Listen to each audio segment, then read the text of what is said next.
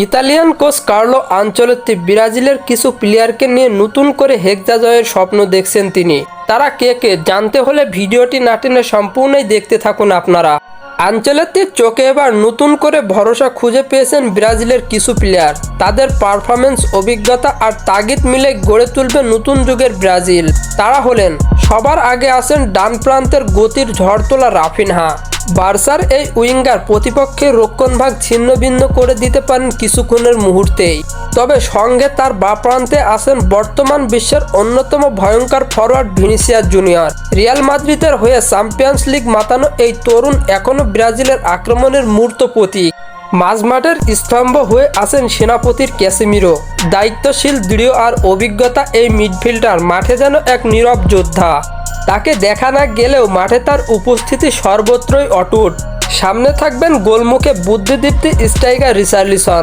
দলের প্রয়োজন অনুযায়ী নিজের খেলাকে বদলে ফেলার ক্ষমতা যার সবচেয়ে বড় শক্তি। তার পাশে উইং থেকে আক্রমণে আসবেন অ্যান্টনি। দ্রুত গতির, নিখুঁত ড্রিবলিং আর গোলের সুযোগ তৈরি করার দারুণ প্রবণতা তাকে বানিয়েছে দলের অবিচ্ছেদ্য এক অস্ত্র। আর সবশেষ রক্ষণে অটুট দেয়াল হয়ে থাকবেন অ্যালিসন বেকার, গোল লাইনের শেষ ভরসা, যার হাত দুটো মনে থাকবে সবসময় ব্রাজিলের পরিত্রাণ। আর হ্যাঁ, স্বপ্নের নায়ক হিসাবে থাকবেন নেইমার জুনিয়র, যিনি মাঠে নামলেই ভক্তরা জানে একটি ম্যাজিকের অপেক্ষায় রয়েছে। ইনজুরির সমালোচনা পেছনে ফেলে আবারও জাতীয় দলের জার্সিতে নতুন উদ্দীপনায় ফিরবেন এই তারকা।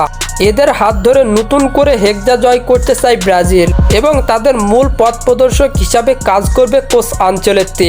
তো বন্ধুরা, এদের হাত ধরে কি হেক্সা জয় করতে পারবে ব্রাজিল? তা আপনাদের মতামত কমেন্ট বক্সে জানাতে ভুলবেন না।